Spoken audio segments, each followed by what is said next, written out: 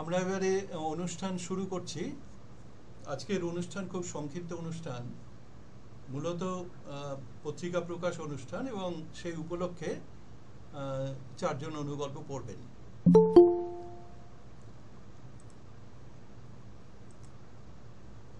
তো প্রথমে আমাদের এই অনুষ্ঠানের পত্রিকার উদ্বোধন হবে, এবং সবাই পত্রিকাটা হাতে নিয়ে রাখবেন এবং ক্যামেরাটা অন করবেন প্লিজ।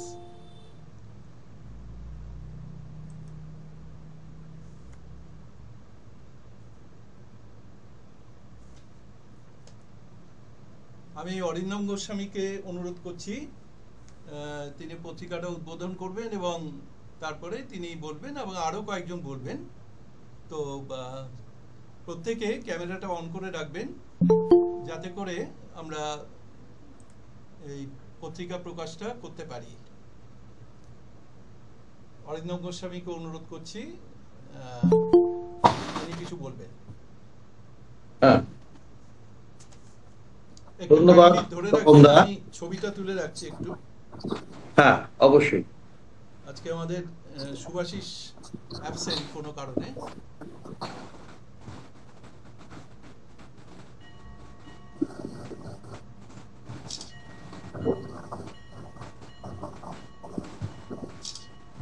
ঠিক আছে, আমি অরিন্দম গোস্বামীকে অনুরোধ করছি কিছু বলার জন্য পত্রিকাটা নিয়ে।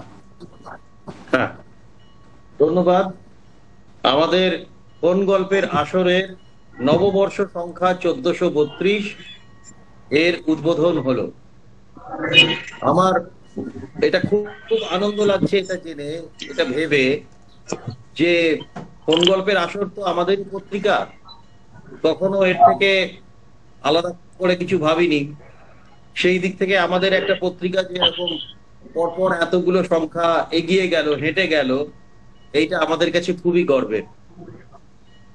আমার মনে পড়ে যাচ্ছে সেই কোভিডের সময়কার কথা, যে সময় ফোন গল্পের আসর, এই আক্ষরিক অর্থেই ফোন গল্পের আসর ছিল, যেখানে আমরা প্রথম অনলাইনে এই সমস্ত গল্প চর্চার এটা চালু করেছিলাম, এবং তখন প্রত্যেক মাসে একটা করে অনলাইন বৈঠক হতো আমাদের। সে সময় আমাদের সহযোগী অনেক সংস্থা, তারাও এইভাবে অনলাইনে গল্প পাঠ আলোচনা এর চালু করেছিলেন। এবং আমাদের নিজেদের মধ্যে আমার মনে হচ্ছে যে কথা হতো যে এই দিন আমরা করছি, এই দিন যেন আপনারা করবেন না, কারণ প্রত্যেকেই তখন ওই যোগাযোগের একটাই মাধ্যম, সে মাধ্যমটা হচ্ছে যে এই অনলাইন মিটিং। তো যাই হোক, এইভাবে যে শুরু করা হলো, তারপরে আমরা কোভিড ছাপিয়ে এলাম, পেরিয়ে এলাম বেশ কিছু দিন।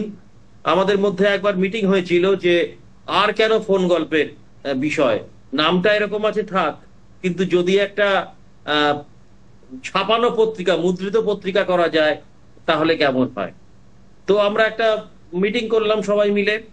মিটিং এ আমরা কেউ কেউ বললাম যে এরকম করা যায় বা যেতে পারে। প্রগতিদা ছিলেন, আমার মনে আছে, উনি একটা এস্টিমেট দিলেন, যেহেতু ওনার ছাপানোর ব্যাপারে দীর্ঘ অভিজ্ঞতা আছে। তো উনি একটা এস্টিমেট দিলেন, কিন্তু সেই মিটিং এও কোনো সিদ্ধান্ত আমরা নিতে পারি। তারও পরে 1430-এর নববর্ষ সংখ্যা, সেইটা দিয়ে আমাদের প্রথম আমাদের এই মুদ্রণ জগতে এটা প্রবেশ। এবং সেটাতে সবগুলো গল্পই ছিল অনুগল্প। তার থিম ছিল বীজ থেকে মহিরুহ। বীজ থেকে মহিরুহ, এই যে এই বইটা, এইটা আমরা সেই সময় এটা প্রথম প্রকাশ হলো আমাদের। এবং এই বইতে থেকেই, এই বই তখন একটু বড় সাইজের ছিল, A4 সাইজের যে পাতা সেই রকম ছিল, এবং সেটা ছিল 75-76 পাতার, 74 পাতার। তো এই যে বই আমরা প্রথম বার করতে পারলাম, তারপর থেকে আমরা আরো বুঝতে পারলাম আরো অনেক কিছু, এবং তারপর থেকে ধীরে ধীরে আমাদের বিষয়টা ছড়াতে শুরু করলো। প্রথম দ্বিতীয় সংখ্যাটাও আমাদের অনুগল্প ছিল, যেটা ছিল শারদ সংখ্যা। এই শারদ সংখ্যাও ছিল অনুগল্প 1430-এ। এবং এইখানেও আমরা এতগুলো অনুগল্প, আমরা এখানে কিন্তু প্রচুর আমাদের পাতা বেড়ে গেল এখান থেকে। এইখানে আমরা 172 পাতা, এইখানে আমরা চলে গেলাম। এবং এইখান থেকে পরপর পরপর আমরা আরো অনেক পাঠকের কাছে পৌঁছে গেলাম, অনেক লেখকের কাছে। এবং এখানে দেখবেন আজকের যে পত্রিকায় ফোন গল্পের আসর, সেখানে একটা পরিসংখ্যান দিয়েছেন তপনদা, যে কতজন লেখক, বোধহয় 85 জন এরকম লেখক তারা এখানে লেখা দিয়েছেন। এবং এই এতজনের লেখা আমরা কিনা, লেখকের সংখ্যা এবার 85, ফলে এই এতজনের লেখক এতজনকে আমরা এখন সামনে রাখতে পারছি, আমাদের সঙ্গে রাখতে পারছি। তারপর পরপর আমরা নববর্ষ সংখ্যা পেলাম ফোন গল্পের আসরে। এইখানে এই সংখ্যাটায় আমাদের অনুগল্পের সঙ্গে ছোট গল্প, সেটাকেও আমরা জায়গা দিতে পারলাম। এবং তারপরে যেটা এর আগের সংখ্যা বেরিয়েছিল ফোন গল্পের আসরের 1431, এইখানে আমরা আরো অনেক বিবিধতা রাখতে পারলাম। এখানে ছোট গল্প বা অনুগল্পের সঙ্গে প্রবন্ধ, অনুবাদ গল্প, প্রবন্ধ, অনুবাদ গল্প এবং ভ্রমণ এই পত্রিকাটায় আমরা রাখতে পারলাম। তাহলে এই যে আমরা ধীরে ধীরে ছড়িয়ে যাচ্ছি, বিভিন্ন রকম ভাবে আমরা ছাড়াতে পারছি। এবং এই যে 5 রকমের ভাগ ছিল এর আগের সংখ্যাটায়, এই রকম এবারে কিন্তু আমাদের বিষয় বিভাগে 8 রকমের ভাগ আছে। আমরা এখানে রাখতে পেরেছি আমাদের পত্রিকা সম্পর্কে পূর্বতর যে মত, পাঠ, প্রতিক্রিয়া, সেগুলো রাখতে পেরেছি। অনুগল্প, ছোট গল্প, প্রবন্ধ, অনুবাদ গল্প এই রয়েছে, ভ্রমণ রয়েছে। আমরা শিশু কিশোর গল্প বলে একটা বিভাগ রাখতে পেরেছি, রম্য রচনা বলে আরেকটি বিভাগ রাখতে পেরেছি। নতুন বিভাগগুলো স্বাভাবিকভাবেই আমাদের খুব আকর্ষণ জাগাচ্ছিল। তো পত্রিকা পেয়েই সেগুলো প্রথমে পড়ে নিয়েছি। এক একজন এক এক রকম ভাবে পত্রিকা পড়েন, কেউ পরিচিত মানুষজন তাদের লেখা দিয়ে শুরু করেন। আমি এই নতুন বিভাগ দিয়ে শুরু করেছি, এগুলো সব পড়েছি। অনুগল্প 2-1টি পড়েছি, ছোট গল্প অনেক কটি পড়েছি।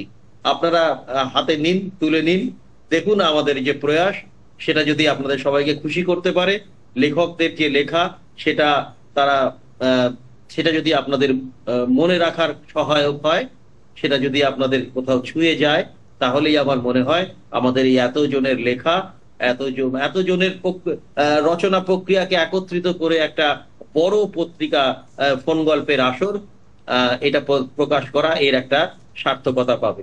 এবং তপনদার সঙ্গে আরো 2 জনের নাম অবশ্যই করতে হবে এই মুদ্রিত সংখ্যাগুলোর সঙ্গে, একটা সুভাষিস বাবু আর একটা সময়েত্রী। এবং এরা একদম প্রথম থেকে আমাদের সঙ্গে রয়েছেন। এবং আমাদের তো মানুষজনেরা, এবং স্বাভাবিকভাবেই ধন্যবাদ আমি দিতে পারছি না, তাহলে আর নিজেদেরকেই নিজেদের ধন্যবাদ হয়, কিন্তু এটাও ঠিক যে এদের যে অবদান সেটা আমাদের ভোলার নয়। খুব সুন্দর এই সমস্ত পরিকল্পনাগুলো এরা করেছেন আমাদের সঙ্গে। এবং এই যে ডিজাইনিং এর কাজ এবং প্রচ্ছদের কাজ, যেভাবে ধীরে ধীরে আমরা দেখতেই পাবো পরপর সংখ্যাগুলো হাতে নিলে, যে কিভাবে একটা ধাপ থেকে আর একটা ধাপে আমরা যাচ্ছি, ছুঁয়ে যাচ্ছি। তপনদার যোগ্য নেতৃত্বে কোন গল্পের আসর আরো ফলে ফুলে পল্লবিত হোক, আরো বৃহত্তর পাঠকের কাছে পৌঁছে যাক, এটাই আমাদের আকাঙ্ক্ষা। ধন্যবাদ, নমস্কার। ধন্যবাদ অরিন্দম গোস্বামী। আমি এবারে প্রগতি মাইতিকে অনুরোধ করছি কিছু বলার জন্য। প্রগতি মাইতি। শুভ সন্ধ্যা। আসলে অরিন্দম গোস্বামী যা বললেন, মানে প্রায় সবটাই ইতিহাস তুলে ধরলেন আর কি। শুধু আমি এই সংখ্যাটি সম্পর্কে আমার সংক্ষিপ্ত অভিব্যক্তি জানাই। সংখ্যাটি সবেমাত্র পেয়েছি, সমস্ত লেখাগুলো পড়ে ওঠা সম্ভব হয়নি। তবে আমি ইন্দ্রর ভারত পথ দেখালো হলিউডকে এই প্রবন্ধটা পড়েছি। আর আমি 3টে কিশোর গল্প পড়েছি, অদিতি ঘোষ দস্তিদার, চঞ্চল দাশগুপ্ত আর তপন রাজবংশী। এই তপন দা যে ছোট কিশোর এবং কিশোরদের জন্য লেখেন, এটা আমার অজানা ছিল আর কি। এই চুনুর প্রজেক্ট এত সুন্দর লেগেছে, ভীষণ ভালো লেগেছে। আর আমি দীপারুণ ভট্টাচার্যের কাঁথার দেবী আশীর্বাদ ভ্রমণ এটা পড়েছি। তবে আমি দীপারুণকে হোয়াটসঅ্যাপে জানিয়েছি, সেটা হচ্ছে যে বেশ কিছু ছবি পরিচিতি দেওয়ার, যেমন দীপারুণের যে এই লেখার যে কাঁথার দেবীর আশীর্বাদ, ওটাতে কিন্তু ছবিগুলোর নামকরণ করা হয়, আবার কিছু কিছু ছবি নামকরণ করা হয়। এটা একটা ত্রুটি আমার চোখে পড়েছে। আর আরেকটা জিনিস হচ্ছে যে একই লেখকের একাধিক লেখা, এটা আমি দেখতে পাচ্ছি। কেন জানি না, কারণ এর থেকে আরো নতুন কাউকে হয়তো আরো কয়েকজনকে সুযোগ দেওয়া যেত। এটা আমি তপনদাকে ভেবে দেখতে অনুরোধ করব। আর সব মিলিয়ে আমি অরিন্দম গোস্বামীর সঙ্গে সম্পূর্ণ একমত যে তপনদার এই যে ইচ্ছে শক্তি এবং তার সঙ্গে সৌম্যশ্রী এবং সুভাষ মন্ত্রীর সহযোগিতা, মানে এটা বলার অপেক্ষা রাখে না আর কি। আর এত সুন্দর একটা উপহার আমরা বছরে দুবার পাচ্ছি, মুদ্রিত সংস্করণ, আমাদের খুব গর্বিত মনে হচ্ছে। এই পথ চলা যেন শেষ না হয়। ধন্যবাদ। ধন্যবাদ প্রগতি মাইতি।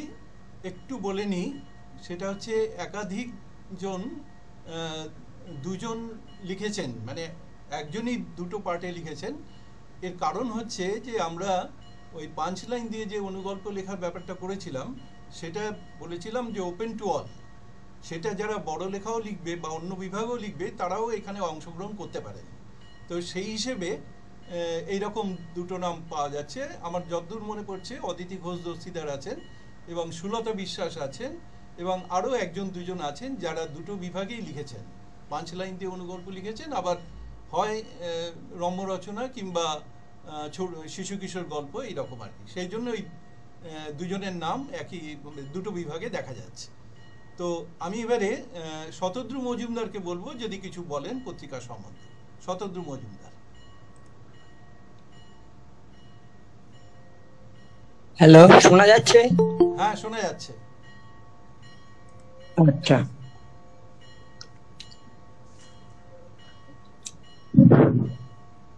এই যে পত্রিকাটা আমার হাতে এলো এবং আমি এটা একটা অনুগল্প লিখেছি, এটা আমরা সবাই জানি যে কোনো এক সময় ফোনে গল্প পড়া হতো, সেইটা থেকে এই পত্রিকার জন্ম। এবং এই সংখ্যাটায় 85টা গল্প, 85টা লেখা ছাপা হয়েছে। এটা কম কথা নয়, একটা লিটল ম্যাগাজিনের পক্ষে এটা কম কথা নয়।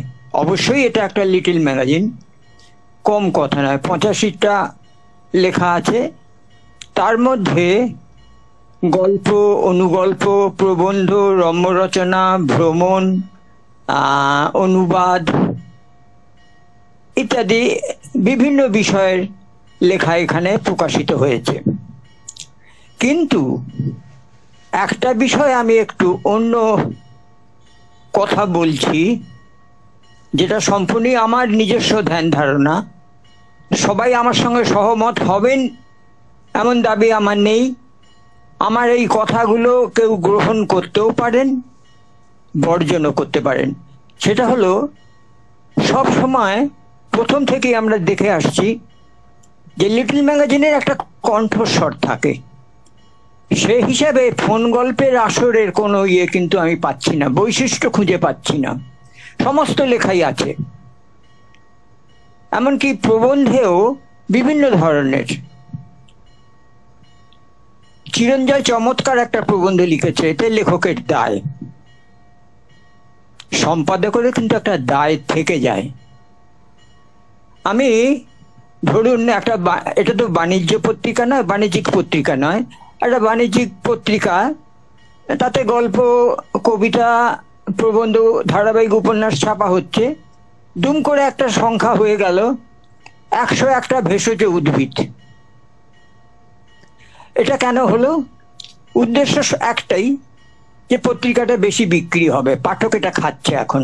কিংবা 100 রোগের 100টা হোমিওপ্যাথি ওষুধ, কিংবা হাত দেখা, কিংবা ভূতের সংখ্যা, ভৌতিক সংখ্যা।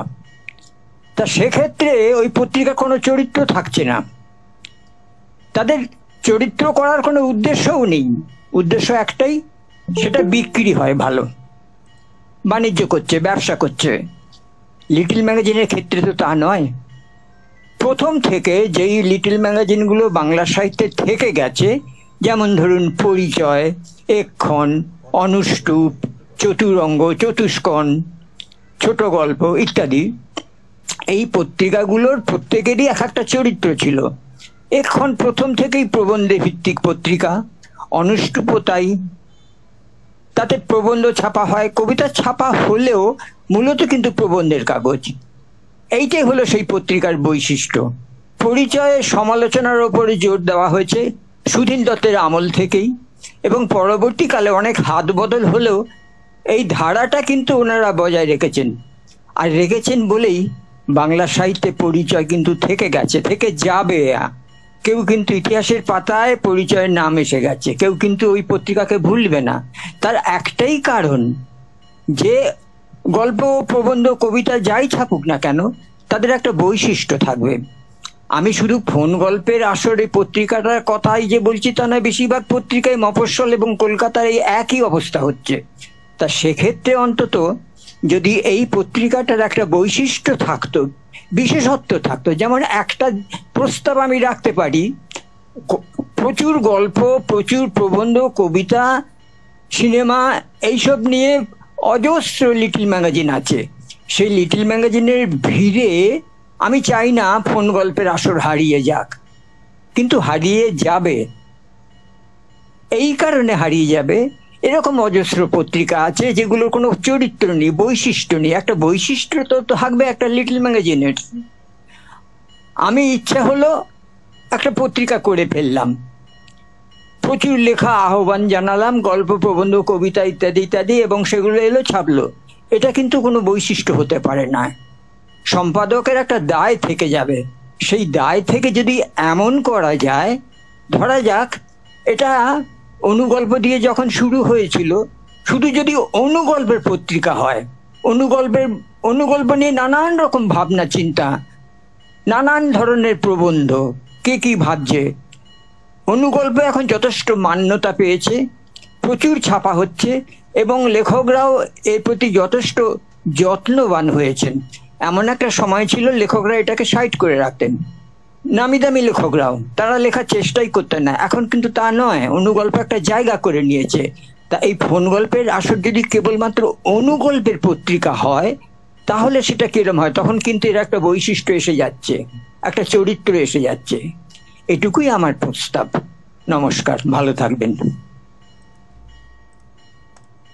ধন্যবাদ শতদ্রু মজুমদার। একটা বিশেষ দিক উনি বললেন, এটা আমরা দেখব, ভেবে দেখব কতদূর কি করা যায়। আর কেউ কিছু যদি বলতে পারেন, আমরা আর কিছুক্ষণ সময় দিতে পারি এই আলোচনার জন্য। কেউ যদি কিছু বলেন পত্রিকা নিয়ে। হ্যাঁ, আমি দুটো কথা বলার ছিল। বলুন। হ্যাঁ, কথা বলার ছিল। শতদ্রু বাবু বলেছেন ওনার মত। পত্রিকাটি আমি অনেক ভাবেই দেখেছি। পত্রিকাটি অত্যন্ত ভালো, এবং অনুগল্পের হতে হবে, প্রবন্ধের পত্রিকা হতে হবে। তাহলে বিভিন্ন আমরা যে 85 জন লেখককে এখানে অ্যাকোমোডেট করতে পারলাম, এক জায়গায় আনতে পারলাম। আজকের যে খরা, আমি বলি খরা চলছে, মানে সাহিত্য সৃজনশীল কাজকর্মে খরা, সেটা করা কঠিন। কারণ কোনো একটা দিকে, ধরুন একটা পত্রিকা হয়ে গেল শুধু ছোট গল্পের, একটা পত্রিকা হয়ে গেল, এই পত্রিকাটা যে বিভাগ নির্বাচন করা হচ্ছে, শিশু কিশোর, রম্য রচনা, অত্যন্ত ভালো এবং সদর্থক ভূমিকা আছে ফোন গল্পের। আমি শতদ্রু মজুমদারের বক্তব্যকে কাউন্টার করেই বলছি, অনুগল্প যতই মান্যতা পাক, কিন্তু অনুগল্প দিয়ে একটা কাগজ সারা জীবন টিকে থাকতে পারে না। এই ফোন গল্পের আসর বিভিন্ন বিষয়কে তুলে ধরার মধ্যে দিয়ে টিকে থাকতে পারবে। পরিচয়, অনুষ্ঠুপ, অনেক, তার ধারা একরকম, একটা ধারা আছে, তাদের একটা পলিটিক্যাল দর্শন আছে। প্রত্যেকের পলিটিক্যাল দর্শনের জন্য তারা টিকে আছে। পরিচয় টিকে আছে পলিটিক্যাল দর্শন, অনেক টিকে আছে তার পলিটিক্যাল দর্শন দিয়ে।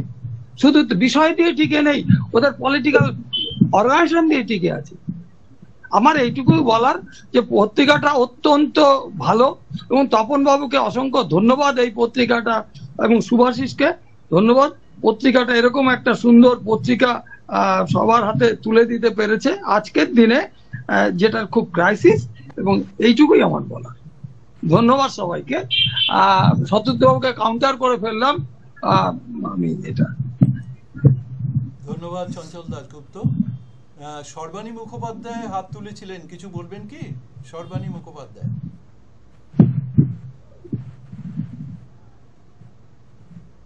আচ্ছা, আর যদি কেউ কিছু বলেন পত্রিকা সম্পর্কে, না হলে আমরা দ্বিতীয় পর্বে চলে যাব অনুগল্পের পড়ার ক্ষেত্রে। আমরা 1 মিনিট দেখছি। হ্যাঁ হ্যাঁ, আমি কি একটা কথা বলতে পারি? নিশ্চয়ই নিশ্চয়ই, বলো। আচ্ছা, আমাদের পত্রিকা নিয়ে প্রথমে যেরকম ভাবে অরিন্দম দা বললেন সেটা তো শুরু থেকে চমৎকার করে বলেছেন, এবং আমার মনে হয় বাকিরাও, প্রগতি দাও যেটা বললেন বা শতদ্রুবাবু যেটা বললেন, সব মিলিয়ে মিশিয়ে পত্রিকা যে ভালো লাগছে সবার, এটা আমাদের কাছে খুবই একটা আনন্দের বিষয়। কারণ এটা মানতেই হবে যে ফোন গল্প খুব অল্প দিনের মধ্যে শুরু হয়ে এইরকম একটা জায়গায় কিন্তু গেছে। আমরা কিন্তু খুব বিরাট একটা 10-12 বছর ধরে কাজ করে যাচ্ছি এরকম নয়। এটা 4-5 বছর কোভিড এর পর থেকে যদি আমরা ধরি, 20 সাল থেকে, তাহলে 5 বছর মোটামুটি আমাদের চলছে। সেই হিসাবে পত্রিকা যথেষ্ট কি বলবো, যে একটা ভালো জায়গায় আমরা আছি, যে সবাই অ্যাটলিস্ট এই পত্রিকাটা ভালো বলছেন এবং কন্ট্রিবিউট করছেন লেখা দিয়ে এবং অন্যান্য ভাবে। তো সেটা আমাদের কাছে খুবই একটা ভালো লাগার জায়গা। আর পাশাপাশি শতদ্রুদা যেটা বলেছেন, আমার মনে হয় সেটা একটু বিচার করা, মানে এই নয় যে অনুগল্প মানে শুধুমাত্র আমরা অনুগল্পই করব। ওনার বক্তব্য যেটা আমি বুঝলাম সেটা হচ্ছে যে অনেক কিছুর মধ্যে দিয়ে একটা ইউনিক জিনিস আমরা করতে পারি কিনা, সেটা আমি বলবো যে তপনবাবু যেরকম ভাবে পত্রিকাটা চালাচ্ছেন, এই যে 5 লাইন দিয়ে লেখা তৈরি করা, একজনের লেখা একজনের লাইন দিয়ে আরেকজনের লেখা তৈরি করা, গল্প লেখকের নাম সরিয়ে দিয়ে আরেকজনের কাছে পাঠানো, সেটাকে সমালোচনা করা, এই জিনিসগুলো কিন্তু যথেষ্ট প্রশংসার দাবি রাখে। এবং প্রত্যেককে আমি বিভিন্ন জায়গায়, মানে এই ফোন গল্পের বাইরেও আলোচনা করতে দেখেছি, যেগুলো তাদের ভালো লাগছে যে এরকম একটা নতুন কিছু হচ্ছে। তো নতুন অনেক কিছু হয়েছে এবং আগামী দিনেও হবে। শতদ্রুদা একটা পয়েন্ট বলেছেন, আমরা সেটা বিচার করে দেখতে পারি, এবং এইটাই আমার বক্তব্য। আমি একটু বলতে পারি? হ্যালো, হ্যাঁ বলুন। হ্যাঁ, আমি বাইরে আছি যদিও। আমি যেটুকু আমি যেহেতু পেয়ে গেছি পত্রিকাটা, আমার সেখানে ওই যে বললেন না 5 লাইনগুলো আমার দারুণ ইন্টারেস্টিং লেগেছে। একটা 5 লাইন, অথচ বিভিন্ন লেখক, মানে মশলা একটা, অথচ কত রকমের রান্না করা যায়, এটা কিন্তু দারুণ ইন্টারেস্টিং, যেটা ফোন গল্পের আসর থেকেই পেয়েছি। আমার কিন্তু খুব ভালো লেগেছে এই ব্যাপারটা, কিন্তু বেশ অভিনব। একটু মানে আমি বাইরে আছি বলে আর বিশদে বললাম না, কিন্তু আমি পড়েছি এবং মানে প্রায় ম্যাক্সিমাম কোটাই পড়েছি, আমার খুব ইন্টারেস্টিং লেগেছে। তো এখানেও তো নতুনত্ব আছে না? হ্যালো, হ্যাঁ হ্যালো, বলুন। হ্যাঁ হ্যাঁ হ্যাঁ। আচ্ছা, আমি অ্যাকচুয়ালি একটা টিউশনে আছি, ঠিক আছে, তো আমার এইটুকুই বক্তব্য। ওকে, থ্যাংক ইউ থ্যাংক ইউ। সময়ত্রী 2-1 কথা বলবে? সৌমিত্রী এখান থেকে বলছে। হ্যাঁ, আমি আসলে লিভ করতে বাধ্য হলাম, একই বাড়িতে দুটো ঘরে প্রচন্ড ইকো হচ্ছে আর কি। না, আমার কি বলবো, কয়েকটা পড়েছি আমি, আমার তো ভালো লেগেছে। নামগুলো মনে নেই। সুজাতার গল্পটা আমি প্রথম দিন পাওয়ার পরেই পড়েছি, আমার খুবই ভালো লেগেছিল। তপন বাবুর গল্পটাও আমার ভালো লেগেছে। বাকি সকলকে ধন্যবাদ। প্রচ্ছদ ভালো লেগেছে সকলের, আর কি বলবো, ঠিক চলুক আর কি। ধন্যবাদ সময়ত্রী। আমরা পরের পর্বে চলে যাচ্ছি। আজকে 4 জন অনুগল্প পাঠ করবেন, কিন্তু কোনো বিশেষ কারণে আজকে গৌরদা থাকতে পারলেন না, আমাকে জানিয়েছেন। ফলে আমরা 4 জন, একজন অদিতি ঘোষ দস্তিদার আছেন, নতুন গল্প পড়বেন আজকে। তো আমরা অদিতি ঘোষ দস্তিদারকে দিয়ে শুরু করছি। অদিতি ঘোষ দস্তিদার, আপনি প্লিজ গল্প পড়ুন।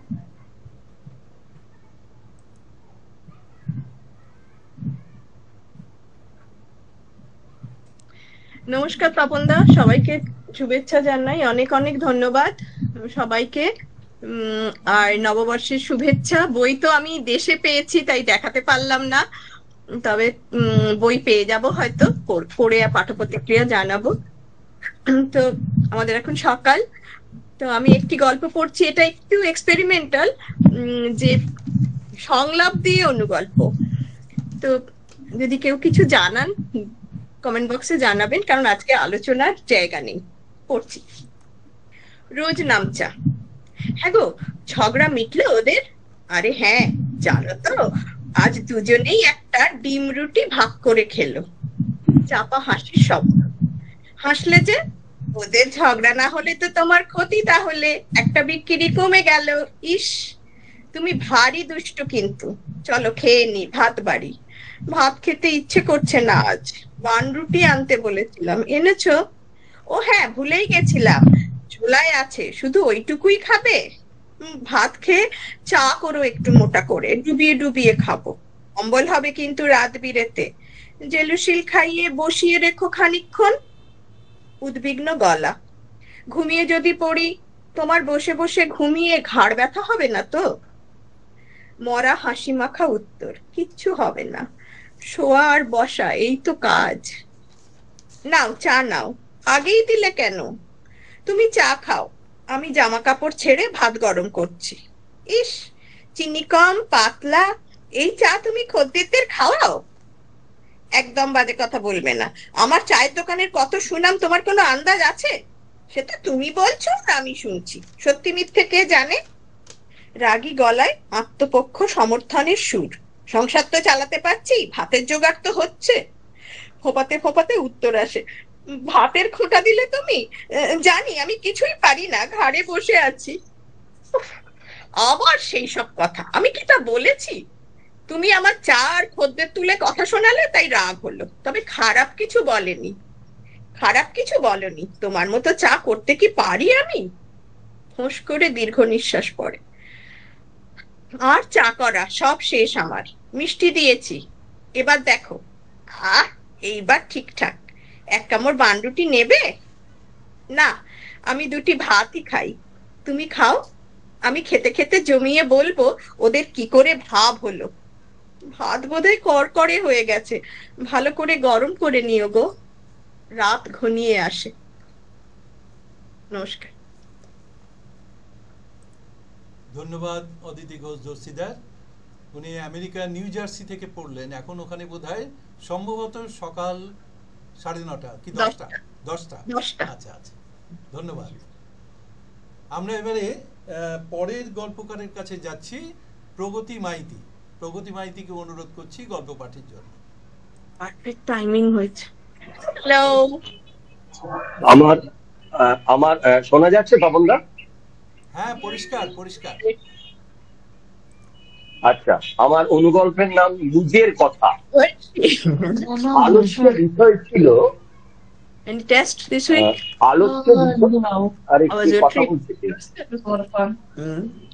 আলোচ্য বিষয় ছিল যে যার জীবনের নিজের কথা 5 মিনিটের মধ্যে বলবে। একে একে বক্তারা নিজের জীবনের নানা কাহিনী বলল। কয়েকজন বেঁধে দেওয়া সময় ছাড়িয়ে বলেই চলল। সঞ্চালক মাঝে মাঝে বক্তাদের সময় সম্পর্কে সতর্ক হতে বলল। বেশিরভাগ বক্তাই তাদের জীবনের ভালো দিকগুলোই তুলে ধরল। কেউ কেউ তাদের সন্তানদের প্রতিষ্ঠিত হওয়ার খবর দিতে ভুল করে। বেশ কিছু পরে আমার ডাক এলো। আমি বললাম, আমার বাবা আমাকে মানুষ করতে চেয়েছিল, জানি না আমি তা হতে পেরেছি কিনা। এইটুকু কথা বলে আমি সবাইকে নমস্কার জানিয়ে আমার বক্তব্য শেষ করলাম। সঞ্চালক বলল, এ তো 1 মিনিটও লাগেনি, আপনি আরো বলতে পারেন। ধন্যবাদ। ধন্যবাদ প্রগতি মাইতি। আমরা এবারে তৃতীয় গল্পকারের কাছে চলে যাচ্ছি। গল্পটি পড়বেন শতদ্রু মজুমদার। শতদ্রু মজুমদারকে অনুরোধ করছি গল্প পাঠের জন্য।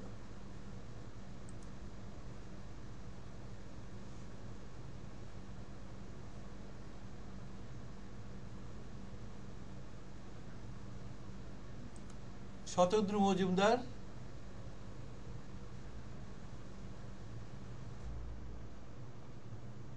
আপনি আছেন? শতদ্রু মজুমদার মিউট অবস্থায় আছে।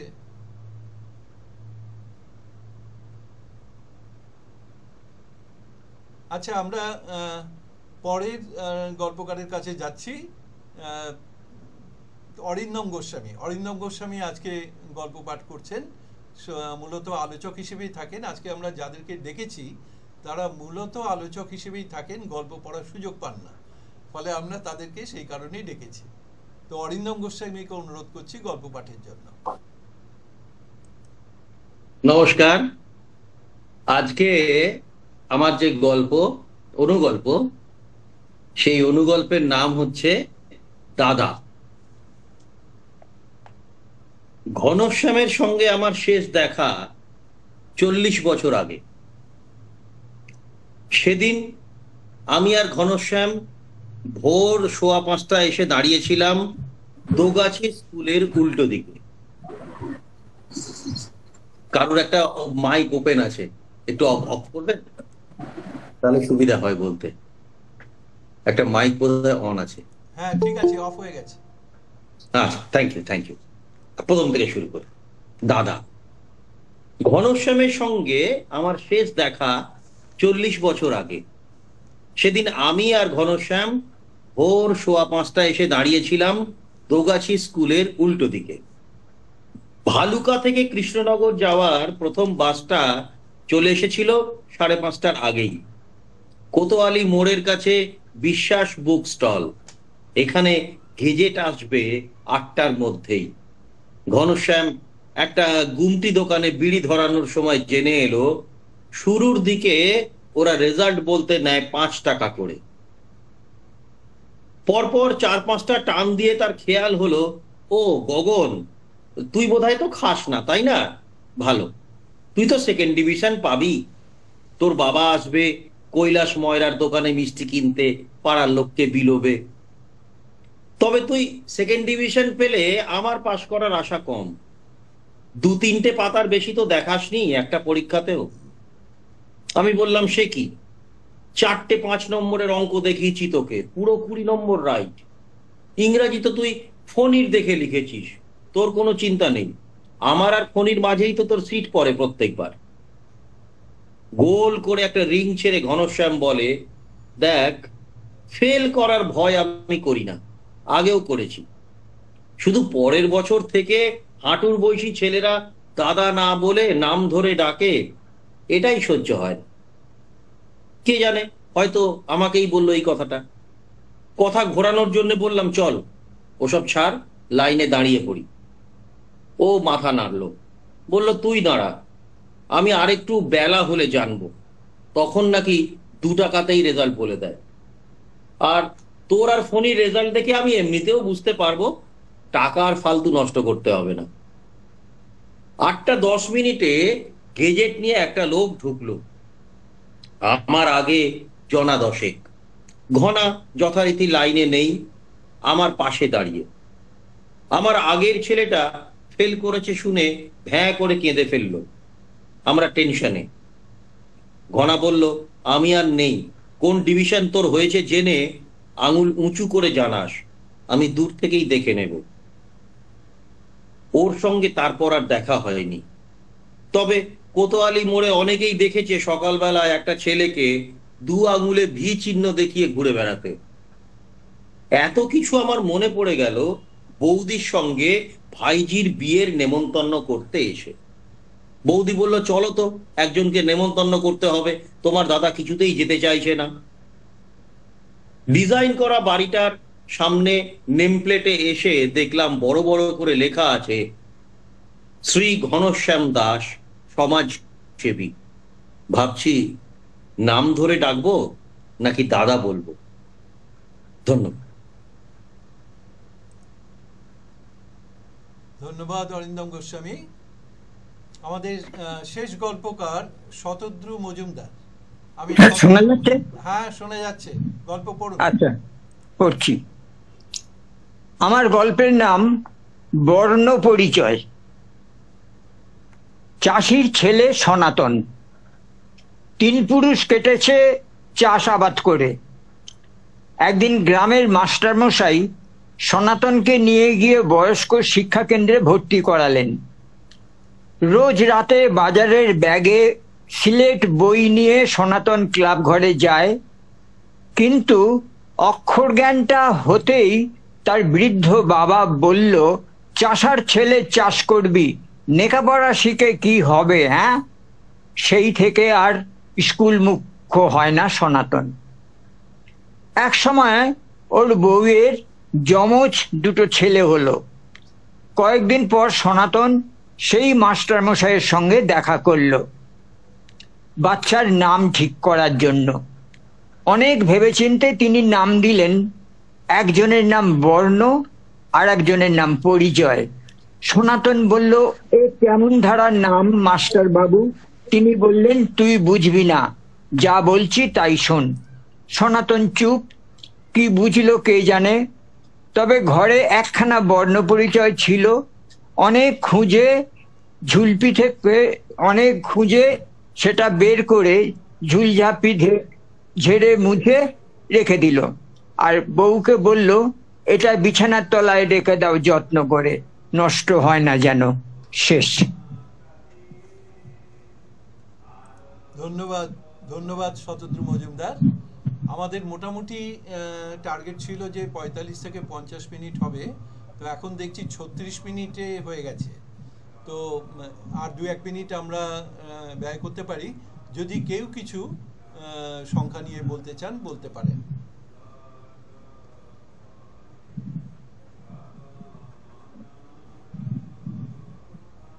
ঠিক আছে, তাহলে আমরা আজকে খুবই সংক্ষিপ্ত অনুষ্ঠান, আমরা তাহলে আজকে এখানেই শেষ করছি। সবাই ভালো থাকবেন। শুভরাত্রি। শুভরাত্রি। শুভরাত্রি। শুভরাত্রি।